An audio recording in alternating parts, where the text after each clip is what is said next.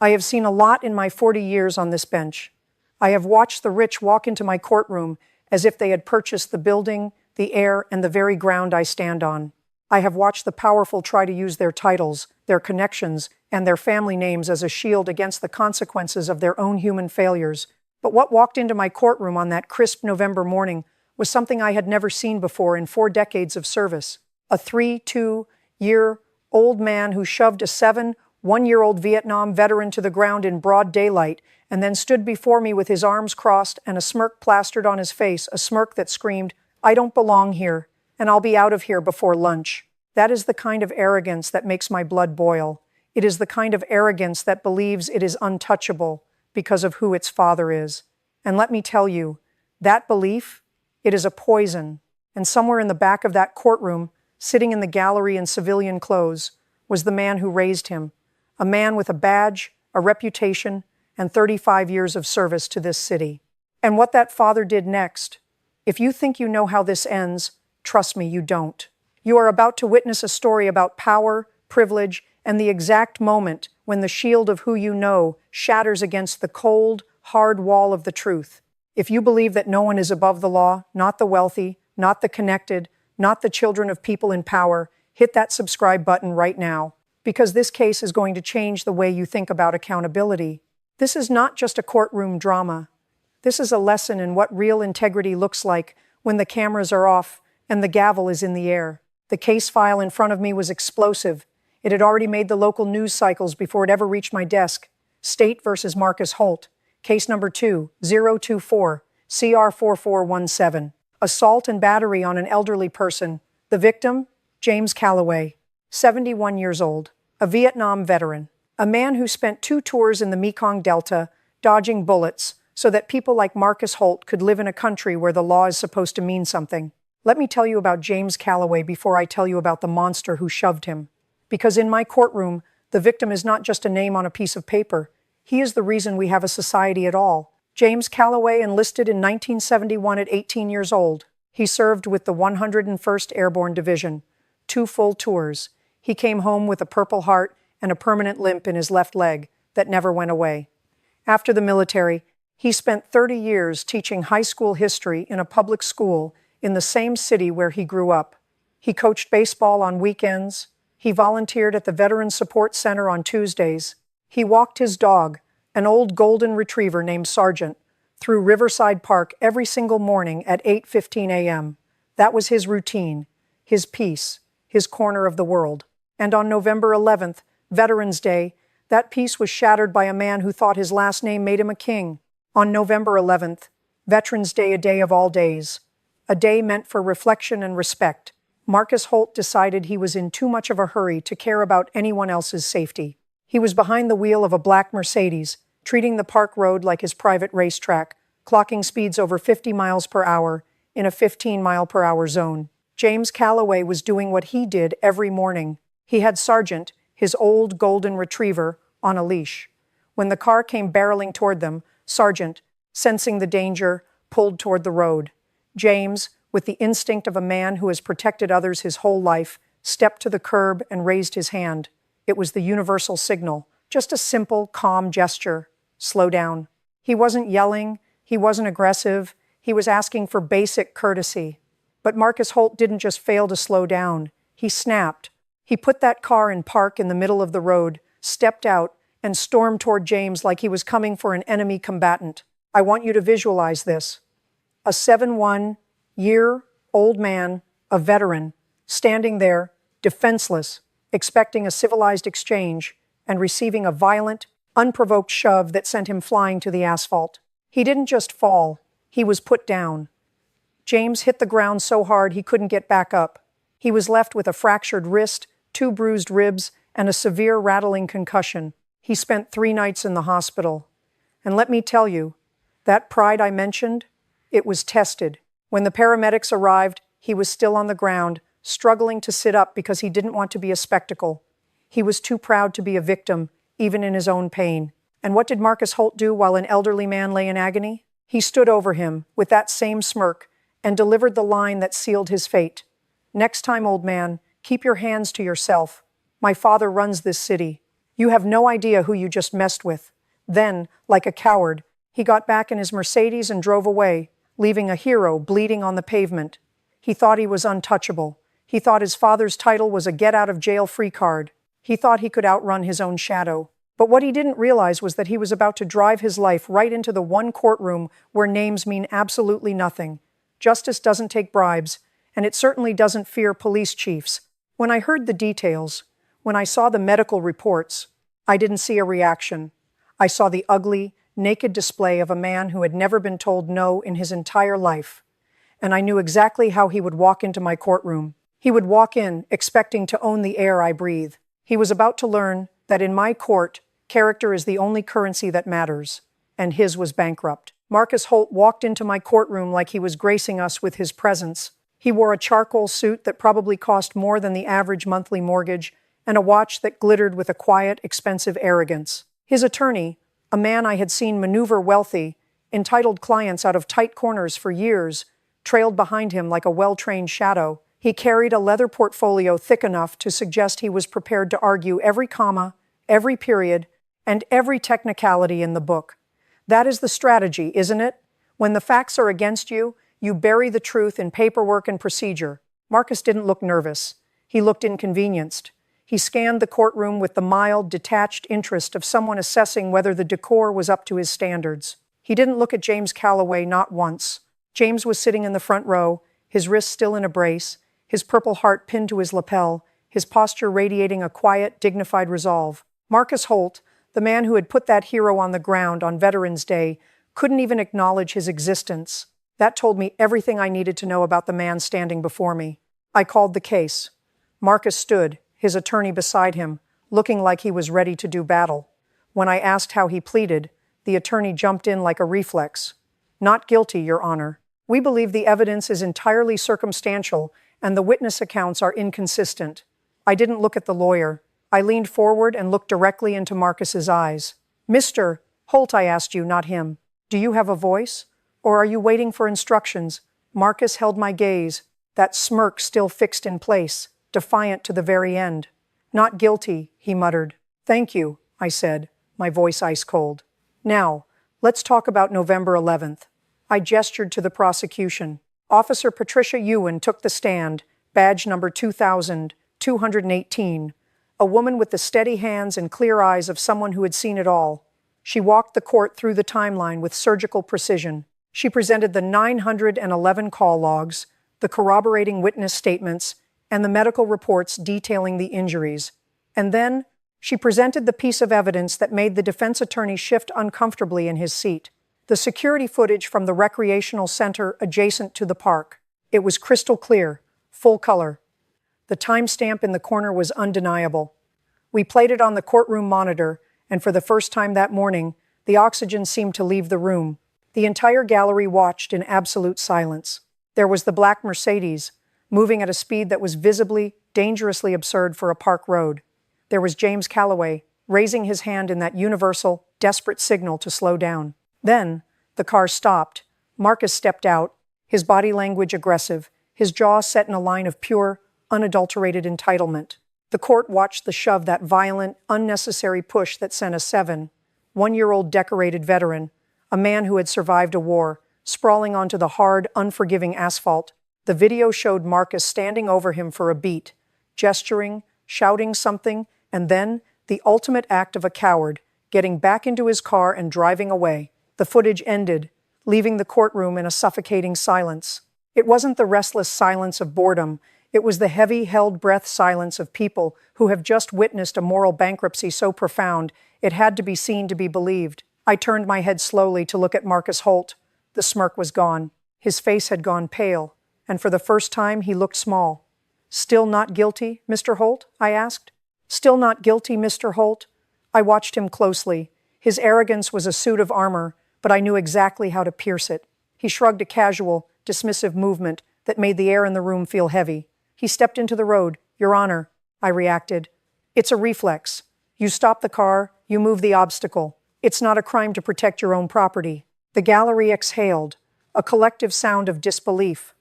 Someone behind me muttered something under their breath, but I didn't need to turn to know it was pure, unadulterated anger. James Calloway sat perfectly still. He was a man from a generation that understood that composure is a weapon of its own. He didn't flinch, didn't argue. He just sat there with his brace visible, a quiet witness to the injustice playing out in front of him. I leaned forward, my gaze locking onto Marcus. Mr. Holt, I've been on this bench for 4 decades. I have seen defendants lie with extraordinary creativity. I have seen them invent grand conspiracies, but what I just watched on that screen was not a reaction. That was a calculation, a decision. You put your car in park, you stepped out of the vehicle, you walked with intent toward a 71-year-old man. You made a choice. So, I'm going to ask you one more time. Would you like to reconsider your characterization of what happened on Veterans Day, or would you like to continue digging this hole? His attorney shifted, reaching for his arm, clearly trying to stop the bleeding, but Marcus pulled away with a petulant jerk. He stood straighter, his eyes cold. Your Honor, he said, his voice dropping an octave, steady and calm, as if he were explaining the laws of physics to a toddler. My father has served this city for 35 years. He is the chief of police. I think it's fair to say I understand law enforcement better than most people in this room.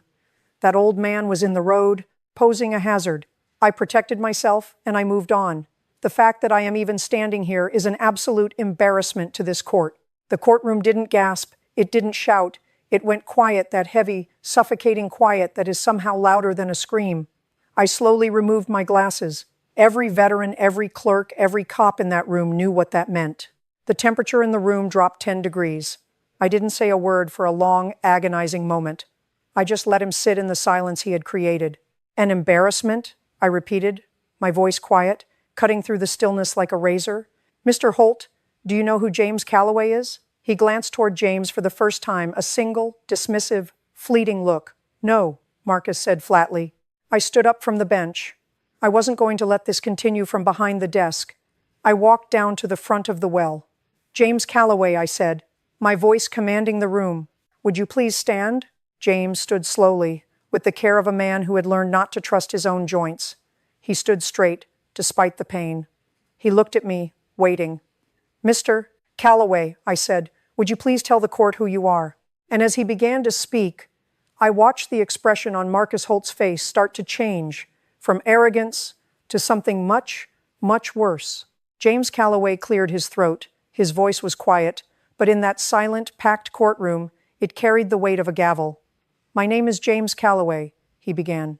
I served in the United States Army, 101st Airborne Division, from 1971 to 1973. 2 full tours in Vietnam. I have a Purple Heart. I spent 30 years teaching history at Jefferson High. I have 4 grandchildren. I walk my dog, Sergeant, in that park every morning because it's the only hour of the day I have for myself since my wife passed 2 years ago. He paused, his eyes steady on Marcus. On Veterans Day, I asked a man to slow down near the road because I didn't want my dog to get hit. And for that, he put me on the ground. The room was absolutely still. I turned back to Marcus Holt, whose face was a mask of unearned confidence. Do you understand what you just heard, Mr. Holt? I asked. You didn't just shove a random person.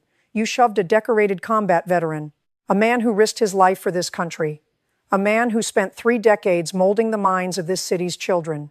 And you called that a reaction? I watched him for a long moment. He was 32 years old.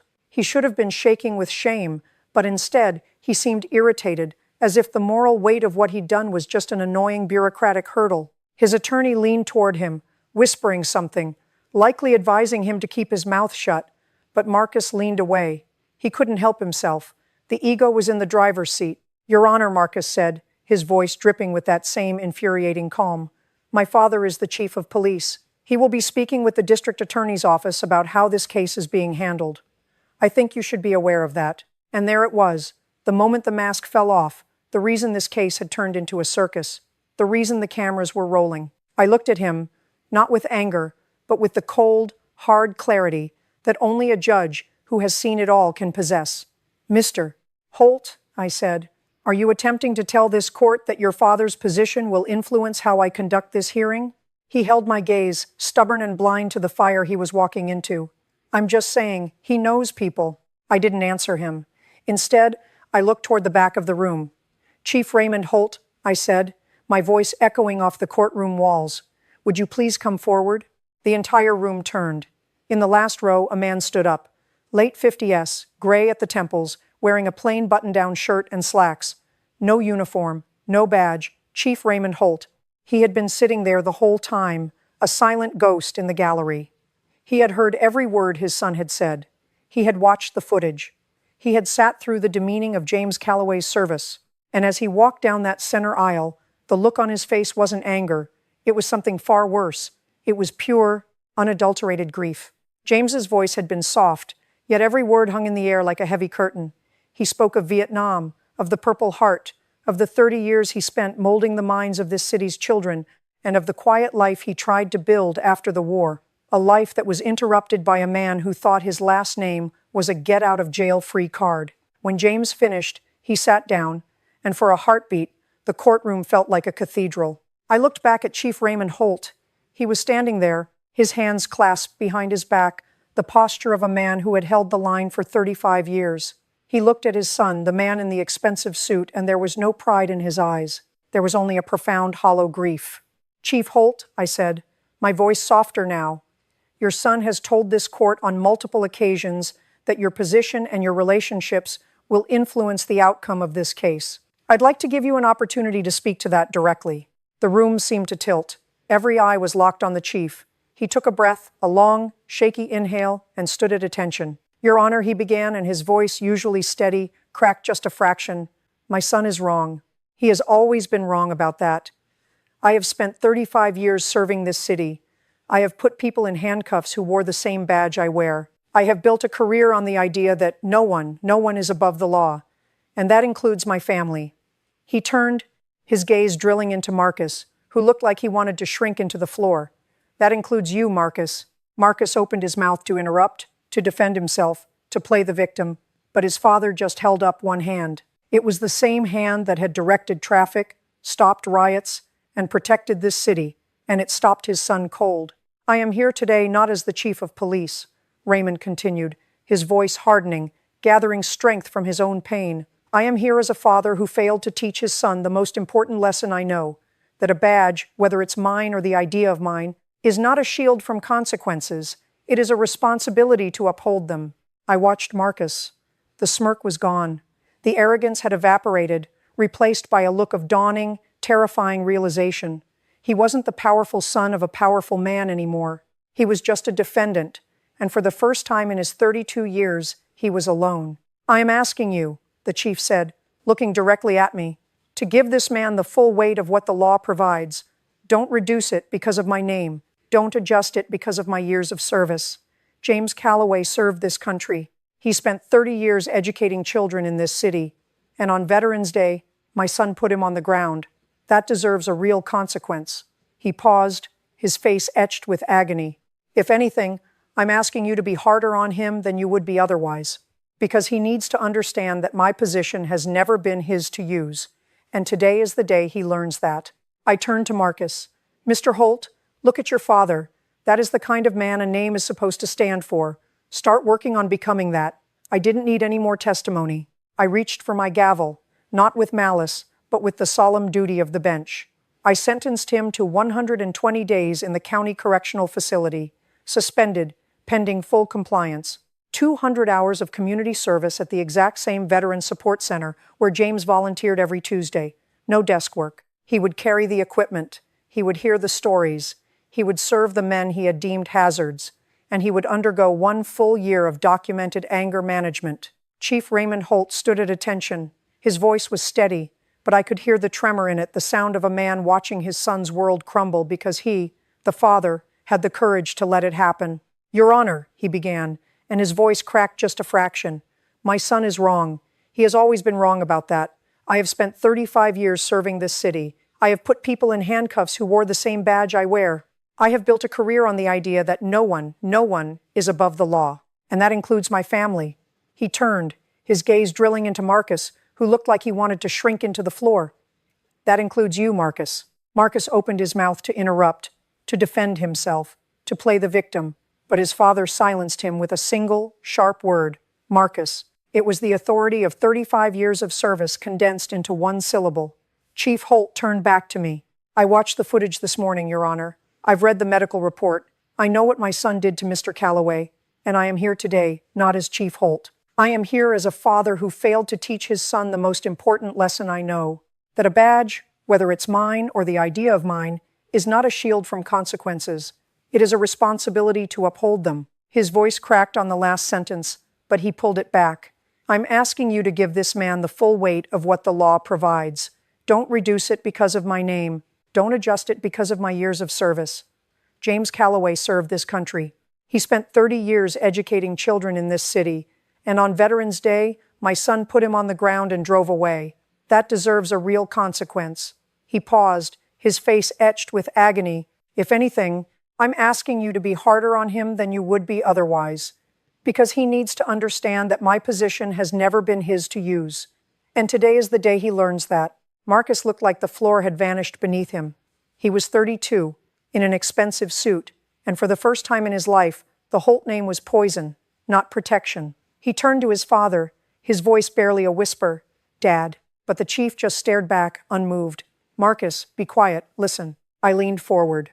"I've seen 1,000 defendants, but never a father like this. I sentenced him to 120 days in the county correctional facility, suspended on the condition of full compliance. 200 hours of community service at the Veterans Support Center, right where Mr. Calloway volunteers. 1 full year of anger management, documented and reviewed by this court. A formal letter of apology to James to be read aloud in this courtroom. And a mandatory speaking engagement at the police academy to teach the incoming recruit class about privilege and accountability. His father would arrange it. As the bailiff approached, Chief Holt walked across the room to James Calloway and extended his hand. James looked at it, paused for a moment of profound significance, and then shook it. It was a silent pact of grace. "My precious child, hear me clearly as I declare that a massive shift is coming to your life right now. You have spent months, perhaps even years, feeling as though your life was completely stuck in a perpetual winter. But I tell you today that your waiting season is officially ending.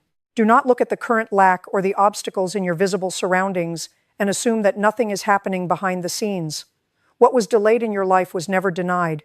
It was simply being protected, matured, and refined under my watchful eyes. I have been working tirelessly in the unseen realms, aligning pieces you know nothing about, and setting things in perfect order for your arrival. The big decision you are facing is the literal gateway into this brand new season of your destiny. I am opening magnificent doors for you that no human being or spiritual enemy can ever shut, and I am locking the doors that would have led you to hidden destruction. You have questioned my silence during the darkest nights of your journey, wondering if your desperate prayers were vanishing into thin air. But my silence was never my absence. It was my sacred laboratory of preparation. I was testing your endurance, stretching your faith, and building a spiritual foundation so strong that the massive weight of the coming blessing will never crush you. Prepare your mind and spirit right now to step into absolute abundance, because I am not a God of scarcity. I am preparing a table of overflow for you in the very presence of your fears. You will soon walk into unexpected opportunities, supernatural provisions, and divine connections that you could never have manufactured through your own human striving or planning. Stop measuring your future by your current bank account, your past failures, or your limited energy. I am your infinite supplier, and my favor is about to flood every single area of your life, your home, your finances, your health, and your relationships. Take courage, stand tall, and rest in the beautiful reality that your breakthrough is much closer than you think. 6 months later, Marcus Holt completed his first 100 hours at the Veterans Support Center. His supervisor, a woman named Carol Devins, who had run that center with an iron fist for 18 years, filed a report that actually made me pause. She wrote that in the beginning, he showed up with the posture of a man who thought he was doing the world a favor by being there. He stood near the door, he answered questions with as few words as possible, and he did the absolute minimum. But by week 4, something shifted. She wasn't sure if it was a specific conversation or just the cumulative weight of being surrounded by men who had given everything and received so little in return. But he started staying an extra hour each Tuesday. He started arriving early. He stopped looking at his watch and started looking into the eyes of the men he was helping. By month 3, he knew every man in that center by name, by branch, and by the year they served. He remembered who liked their coffee with 2 sugars and which men just needed someone to sit quietly beside them while they stared at the wall. Carol Devins wrote, I don't know what happened to this young man in a courtroom, but whatever it was, it worked. He's not the same person. James Calloway sent me a letter too. He told me Marcus had come to find him on a Tuesday afternoon. They sat on a bench outside the center, and Marcus apologized. Not the lawyer's version, not the performance, but the real gut-wrenching thing. James said it took Marcus 15 minutes just to get the words out because he kept breaking down, and James let him stop. He let him cry.